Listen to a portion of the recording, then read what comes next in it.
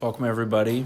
Crawl into your interior cave and listen to The Hermit and his wife, where we talk spirituality, parenting, Catholicism, inside and out. Hi. Morning, everybody. How are you? Well, maybe you're watching this tonight. Good night. Good evening. Good morning, good evening, and good night.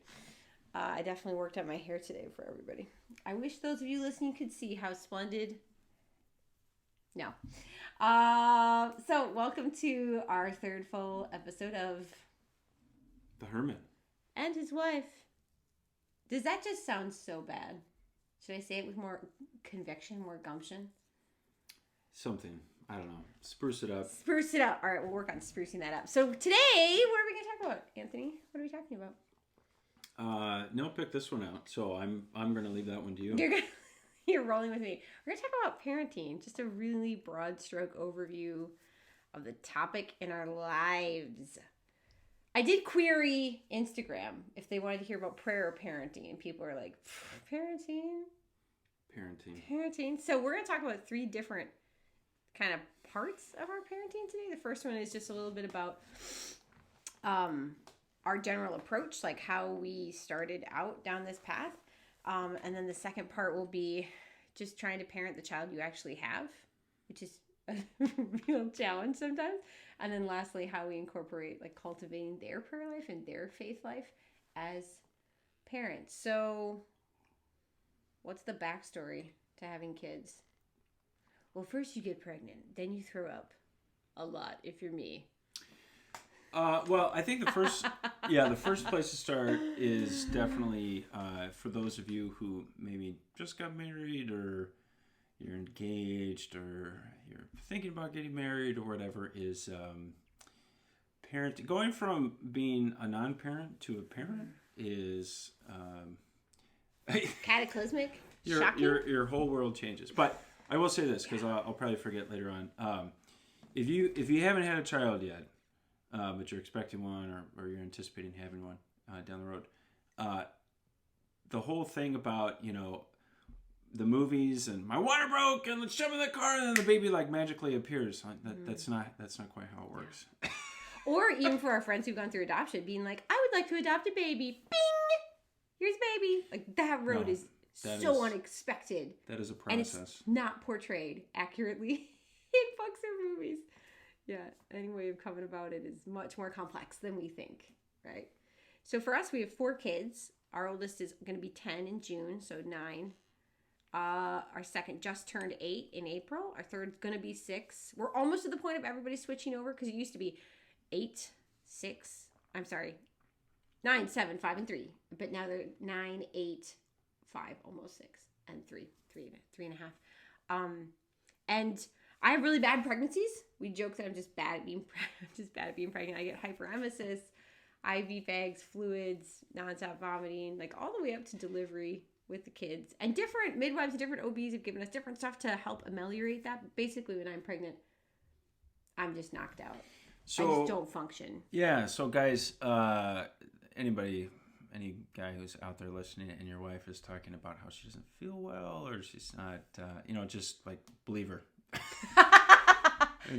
Believe her. And she's not a hypochondriac. You're probably gonna have to shift and just take care of her, and it can be challenging at times, and but that's really what you're meant to do at that time. So or if you have somebody and it seems like they're always going through something, well, they might be like every lady's body responds differently to pregnancy, and it can be hard, and for others it's not that big of a shift. I don't know. Yeah, it's not that big of a shift, but don't you feel too like in our relationship? This is a little bit of a sidebar.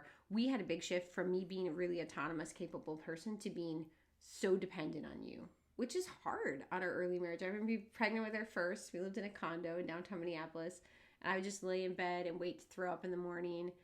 And you weren't unsympathetic, but I think you were kind of like, what's going on? Like, what happened to the person that I married? We'd only been married for 4 months. It's like, what happened to Nell? Why is she like desperately running to the bathroom constantly, or like on the floor, like not feeling well, or like can't, like all of these things, like gets back from work and is just decimated.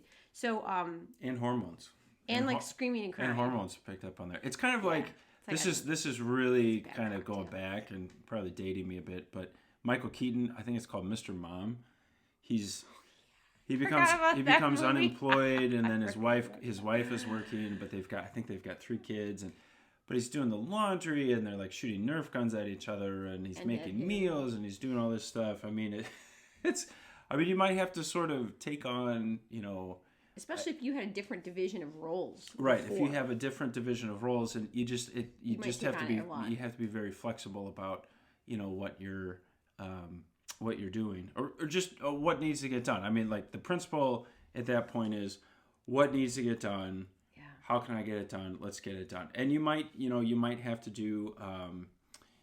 You might have to, like, to keep your sanity. You might have to, like, fold clothes at 10 o'clock at night, and I don't know. Anthony, are you speaking from experience? I actually, strangely, I actually developed a fondness for podcasts by folding clothes late at night and doing dishes after the kids had gone to sleep. At night to go grocery shopping. Oh, you pick up all the slack. So we had 4 kids in 6 years, and my body got worse and worse at being pregnant. The third one, I had like a year's worth of complications postpartum afterwards, and then the fourth one I had, she was measuring on time like normally, but ended up being almost 11 pounds for no reason, even though I was not measuring big and had thrown up most of the pregnancies. She was huge. Didn't even have gestational diabetes. And she had shoulder dystocia where she got stuck in the birth canal and her collarbone broke and she had a brachial plexus injury coming out and my pelvis split and twisted. So it was a year of physical therapy. I'm still not 100%. She's 3, still not 100%. But my pelvic floor, who knew what the pelvic floor was? Well, now I can tell you what the pelvic floor. So we had a really interesting jump into parenting. It wasn't smooth because it felt like every time we kind of got our feet back under us and we were like, I think we're going to have another baby. Then it was like, now fell off the cliff. Anthony's doing all the things. So that has been a big challenge. And maybe for other people out there to know that parenting isn't all like puppy dogs and mute palette matching dresses in a field of your children, like taking a beautiful photo shoot. It's real and it's messy and it's hard and it's also can be really challenging, but fruitful in the challenge for the marriage too. Yeah, I think one of the hardest parts is just the physical demands because you're sleep deprived and you're probably not eating too well and you're still trying to it's just to work like your function, job. Yeah, and then take care of your household. Yeah, take care of your household and so a lot your interests, like maybe some of your outside interests sort of go by the wayside, and you might feel like you're on spiritual life support or even physical life support. Like maybe you run or you bike or swim or lift weights or do whatever, and you're tired and you don't feel like doing it, or there's just not really time, and so you don't make time for it, and then before you know it, you kind of fall out of your habits, and then you're in this malaise. And so I something that we found helpful is that we would try to carve out little times, even when Nell was in situations like this. So whether that was having someone come and just like actually just watch the kids, even if it was just during nap time, or if I just got up really early, like to go for a run, it makes a huge difference. Just to try to keep something, that normalizes yourself. Well, it's something that feeds you. For our early years, it was I loved blogging. This is mommy blog. They're like, oh, how to swaddle a baby, because you've never seen on the internet before, lies. Blogging and then sewing, and then in those early days for Blessed Is She, it was like Jen and I texting late at night.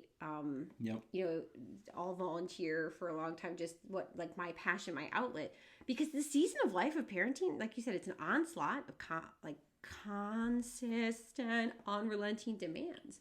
It's just constant demands on you. So to carve out these little pockets where Anthony's going to go for a run at this time, and it's a sacrifice, or Anthony's going to watch all the kids when he comes home after a long day of work, so I can do my little thing for a couple hours before bedtime, like carving out those spots, even if you can't afford a babysitter, like maybe just saying like, you need to go be fed as a person right now, and I need to go be fed as a person. So how do we do all of that and still have time for each other? Because your marriage is the foundation of your parenting, right? Yeah. Like having a strong marriage and a healthy marriage is number one, and then parenting and caring for the kids flows out from that. But for you, I mean, it's easy to say that, but for us, for years, that was inverted. Like one of us is with the other children. I'm always with the baby in bed, nursing, up all night. Like there was no date night. We've never like regular date night and all these things has been hard. So just putting out that like a word of comfort that if it feels like, I don't know, we don't have respite in the storm, we don't have time for each other, how can we put our marriage first? The answer is I don't know, but continue in little ways to strive to connect with one another. Even if you're like, we are trying not to conceive right now, we can't connect in a marital sense, to connect by giving each other, oh, you look shocked.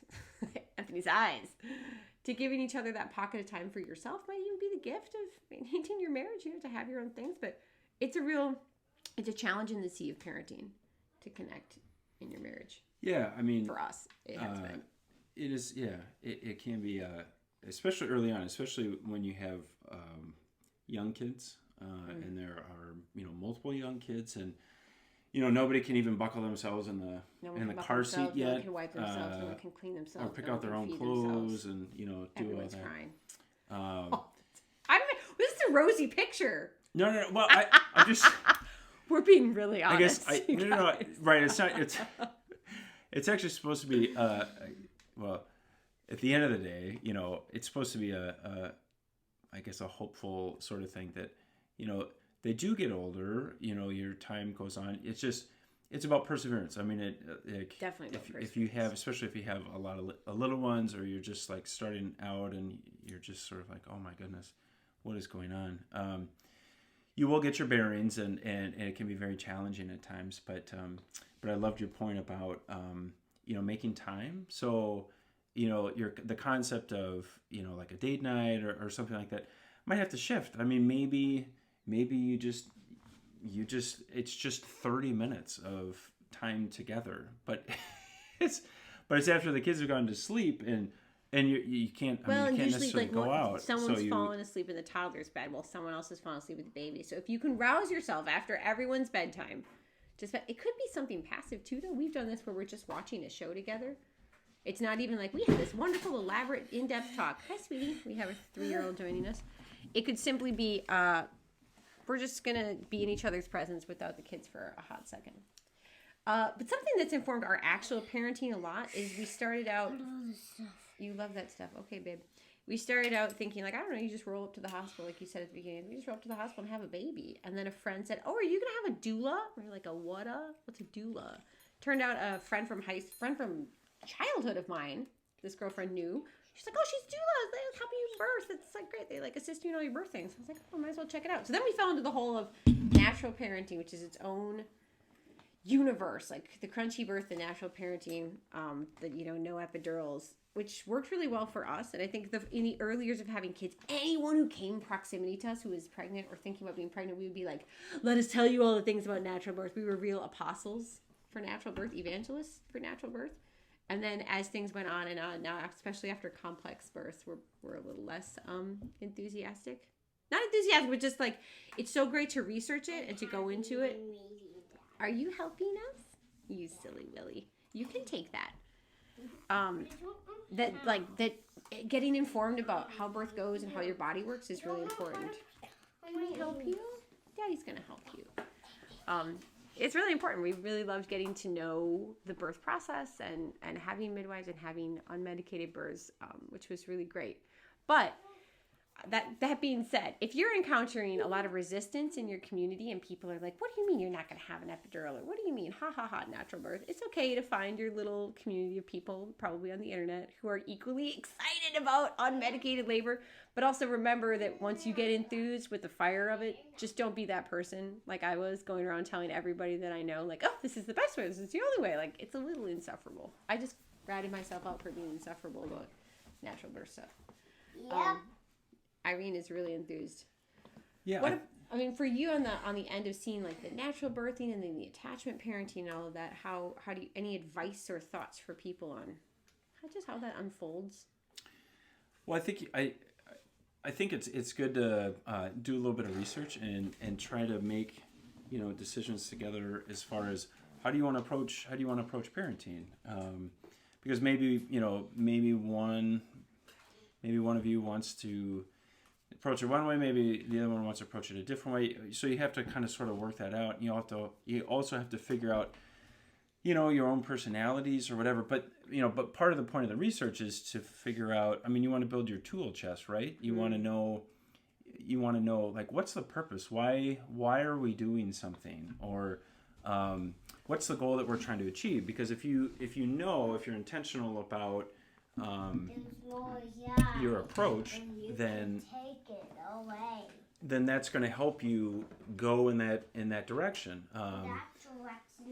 So that would be one of my suggestions, and there's as far as approach to natural parenting or attachment parenting, we just found that there was a lot of research that as far as for brain development and emotional development, that there was a lot of science and research supporting it, and but it takes a bit of extra effort to do that, and but we found that it was worth it, and we were both on board with it, and have sort of stuck with it. But that said, each child is different, and their personalities are different, and I'm just talking about parenting for. Sorry about the. No, this is our unedited podcast. Yeah, they don't mind. This is the yeah. unedited podcast of life. So there's a lot Shelter in place with a 3-year-old. Okay. Well, what are you talking about? I missed it. Well, I was just talking about each parenting the child you have. Yeah, parenting the child that you have. That even if your approach for, let's say, your oldest is going to be different. A second child is different than than the eldest, and because birth order, even before we had kids, I don't know if I gave a lot of credence to sort of a birth order thing, but then when you see it play out in front of you, I mean, your youngest is a lot different than your oldest. You like to say or your middle. You forgot all of your parenting with our fourth. Yeah, it's just they wear you down. They also wear you down. You're just so tired you don't care anymore. Yeah, unfortunately, part of it's right. It's I'm being honest. Slothfulness, but you have to sort of even if you're both on board with a particular approach to parenting that you want, you got to tailor that to each child and what their needs are. So let's give an example, because we're talking in theoreticals. Here's a great example. Our oldest, he's not really a perfectionist, so in some ways he's not necessarily a typical oldest. He's bright, he's engaged with the world, he loves running around doing things. So if I tell our oldest, knock it off, cut that out, I can't believe you just did that, he threw something hard at his little brother, whatever, if I correct him hard, like, cut it out, do not do that again, he looks at me and maybe he's like, but he'll come around and say, like, okay, yes mom, whatever. With our second, she's much more sensitive. So if I came down hard on her, do not ever do that in. I cannot believe you just did that to your sister. You threw something at her, hurt her, something big. Her response is to turn inside. And she will stomp off, not because she's mad that I corrected her like the oldest, but because she's so wounded that I used a harsh tone with her. So then the mitigation of that is like, okay, how do I respond in a way that you understand this is very serious? You cannot throw heavy things at other people. You can't do whatever this thing is. I can't do it. But without the same thing. I can't just holler at her like I can at our oldest. And our third, he's just like a wild man. He needs like the redirection approach a lot. Because just screaming at him, doesn't register. It's also because he's 5. But to actually say, okay, crisis is a child's throwing a rock at another child. Now for each kid, they all need to know you can't throw rocks at other people. But the way that I convey that to you is going to be in the way that you understand it.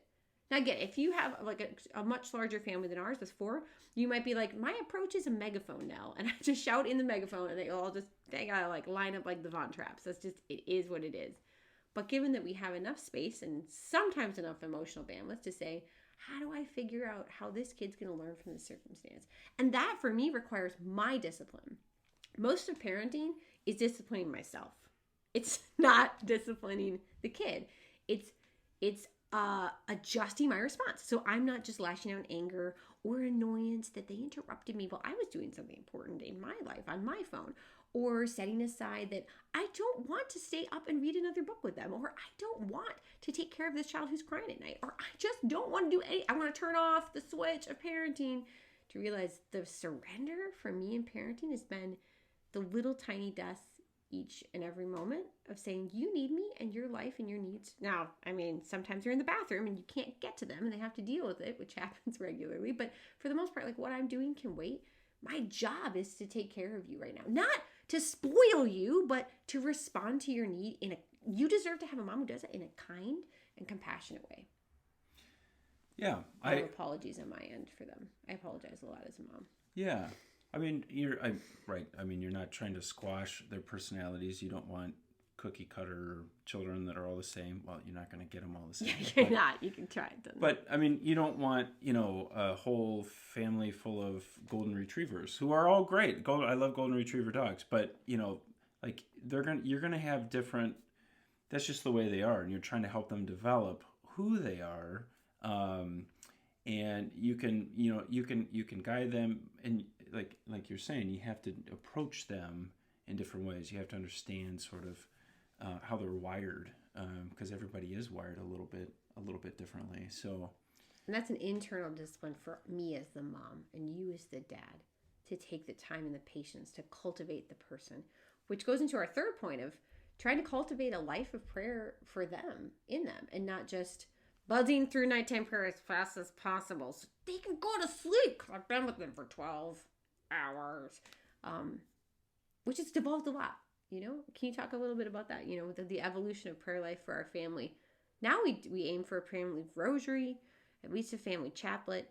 But my goodness, when we had 3 kids under 4, we were not praying a rosary with them. Like, be realistic.